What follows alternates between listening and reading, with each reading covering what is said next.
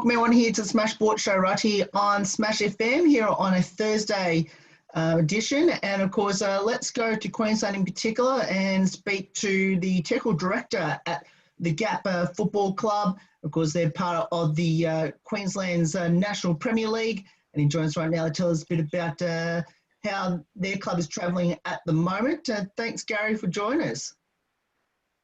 Yeah, no problem. Yeah, always happy to come and chat about football.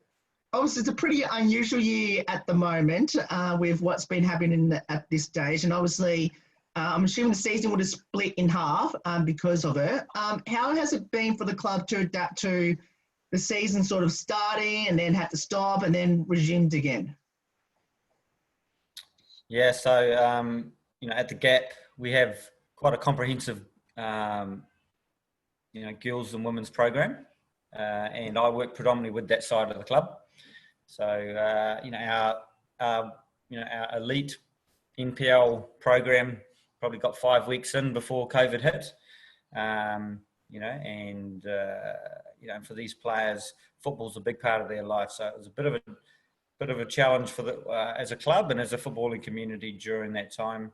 As you can imagine, right across Australia, really. For us, it was around trying to keep them motivated and engaged as well. So, we set up, video challenges where I would bring senior women players in and would video them doing skills, and would challenge those junior players to try and match those role models within the club.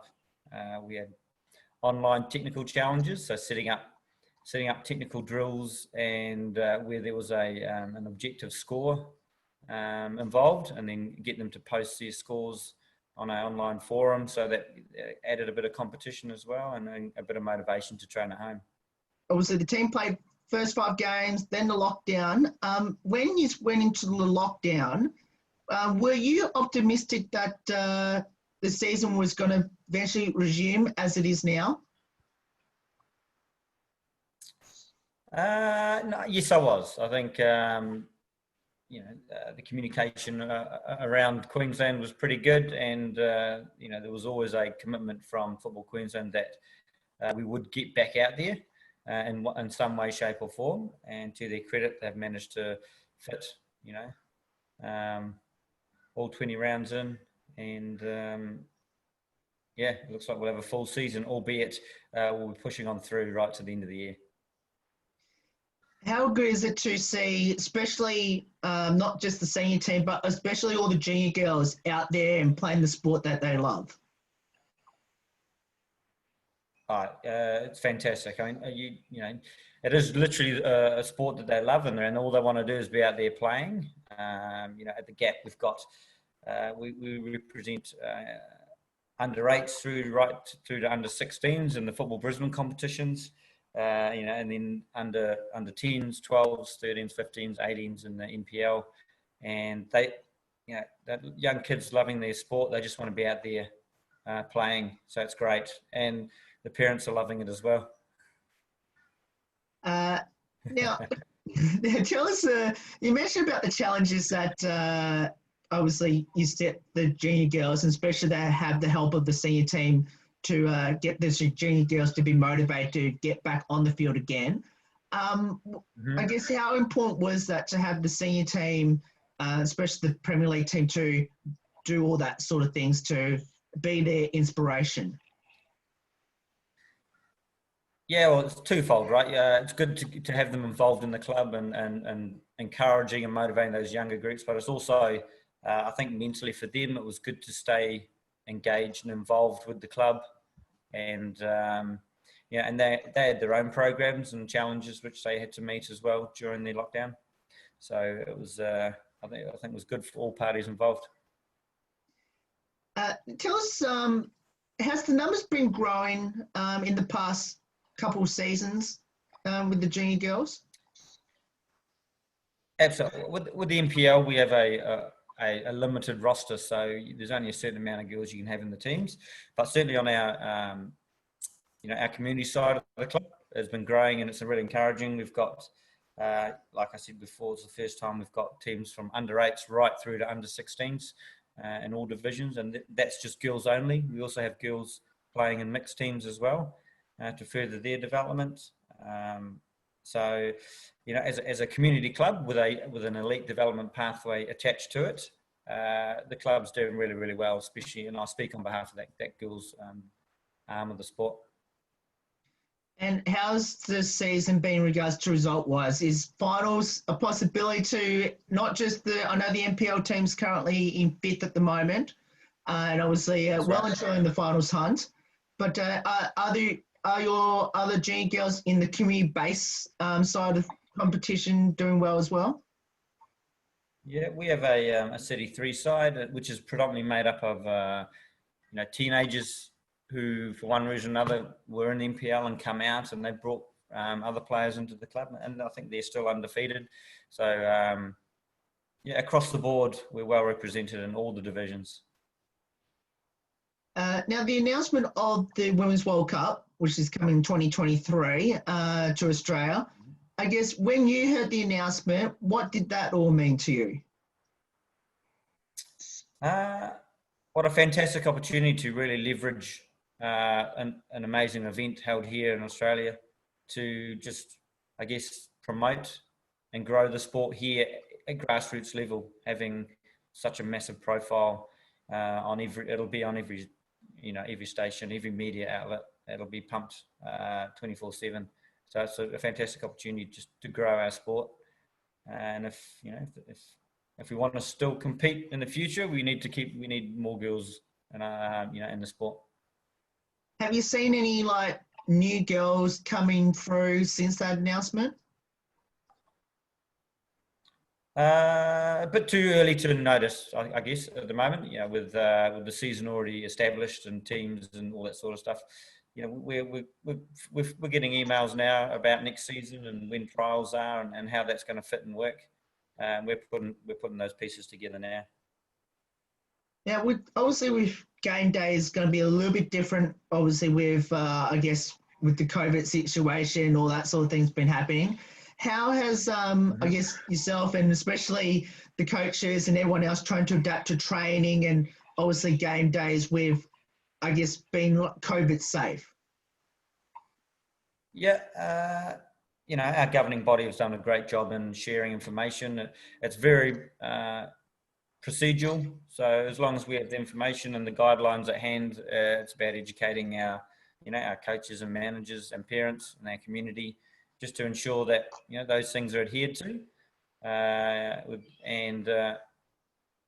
with the benefit, you know, we're to continue playing and allowing us to continue to play as well. So I think everyone's on the same page. Everyone understands the risks involved, whether it be infection or a cancellation of the season, which we don't want. Really smooth sailing to sort of get people to understand that. You know, there was no hiccups at all. Each club's different, and every club has their challenges given geographically or the resources they have at hand. At the Gap, you know, we've got our own challenges there. You know, when the restrictions are really tight, we had issues around getting people in and out of the venue. It had to be managed quite tightly, you know, and full credit to the board and the staff there and volunteers who came and helped the club out when we needed it. And just to ensure that we ticked all the boxes as far as keeping our football community safe. So I think they did a fantastic job there. Obviously, at the moment, I think we're almost down the final stretch of the season, or probably the midway stage of the season by looking at how many games has been played. Yeah. I guess what's the focus of the teams and the clubs in the next, I guess, couple of weeks of the season left? Well, for our junior players and the NPL side, it's a development pathway. So we're trying to, and I think the feeling is the season. It's kind of usually we're looking down the barrel of the end of the season this time of year. So trying to keep those players motivated and with some real clear goals and for the rest of the season. And it's around being better and getting better, and planning for next year. for the senior team, it's it's about keeping them all fit and well, and being able to get out there week in, week out and play. Now, I guess for everyone out there that's watching the game for the first time, or even watching it on replay or live stream over there from home, is there a couple of players that we should watch out for on the team, or especially any young talent that we should watch out for the future? We've got our women's team is very young. So our oldest player is 26, and we've got some 16 and 17, a few 16 and 17-year-olds in the squad. So we're very much a developing side. We've got some established players in there who've been in the NPL for a few years.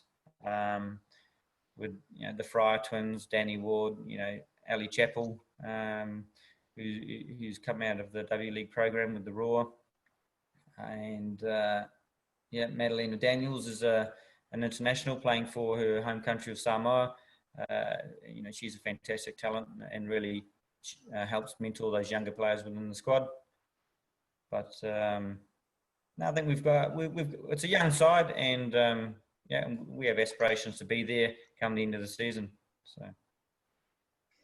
And I guess, how have you seen the growth of the NPL team since it came in? It's been a rocky road with clubs being able to field sides or field competitive sides. But I think this year, even with the reduced number of teams, it's probably the most competitive it's ever been. So there's no easy rounds now. Every game is a battle. So hence the emphasis on keeping the players fit and well.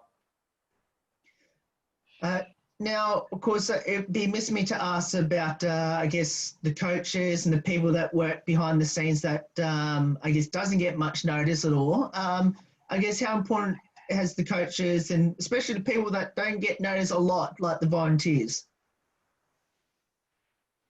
Yeah, I think there's a lot of unsung heroes at any sport and any sporting club, right? It's driven by a lot by volunteers who go out their time, usually to support children that play within the club, and they're the heart and soul of the club.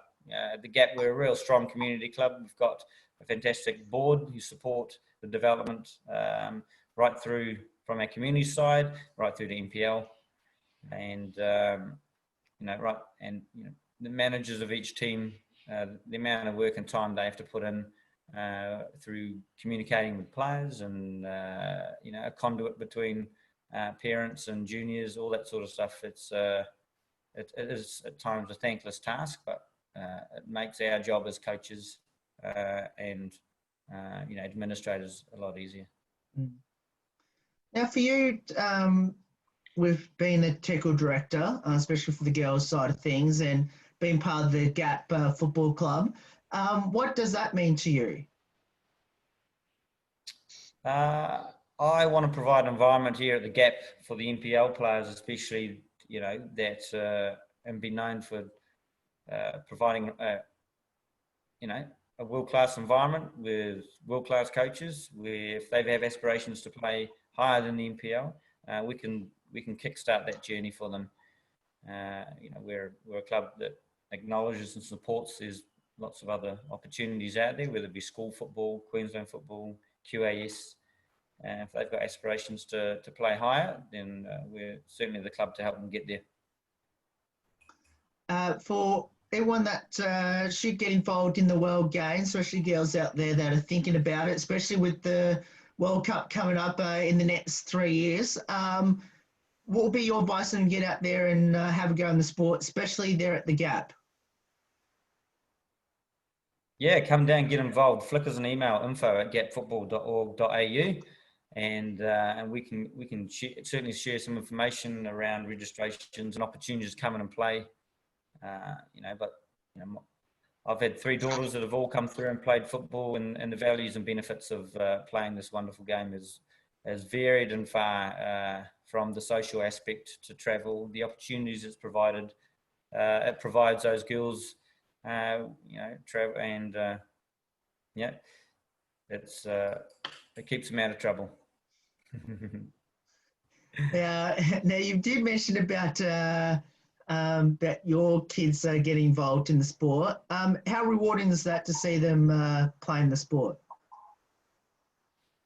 Oh, I mean, like any parent who watches their child play sport, it's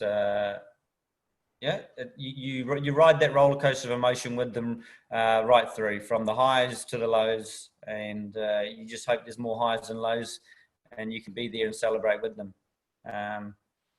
But any parent, as you know, you just want the best for your kids. So as long as they're happy and enjoying their sport, and that's the number one thing. And we'll finish off with two final ones, which is, I guess, for everyone out there that should come down and support the team throughout the rest of this season, whereabouts is your home venue? And I guess to support the team. Yeah, so Walton Bridge Reserve is just off Waterworks Road. There's pretty much one main road that heads through the gap, so you just head on down that way, and we're a short, sharp left after the bridge in the centre of the gap there. Fantastic venue to watch football. We've got a great clubhouse, overlooks Field 1. You can sit there and enjoy a drink of your choice and watch the game. And of course, one final one. Obviously, sponsors have been critical as well, especially during these uncertain times. I guess how important the sponsors been? No, well, they're a big part of supporting our programs, and we're lucky to have some great sponsors on board.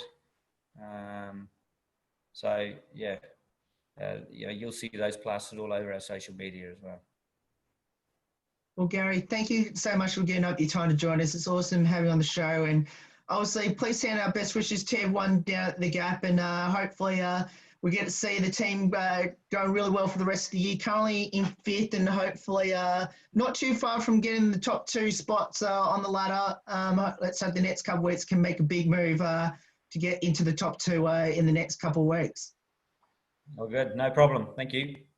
No worries. And that's Gary there from the Gap Football Club, of course, the technical director there. Make sure you get out there and support them throughout the rest of the 2020 season. Of course, we'll put all the details up on how you can get involved and support the team throughout the rest of this season, and obviously in the next season as well. There's more on the Smash Sports Show right after this. Don't go away here on the Thursday edition.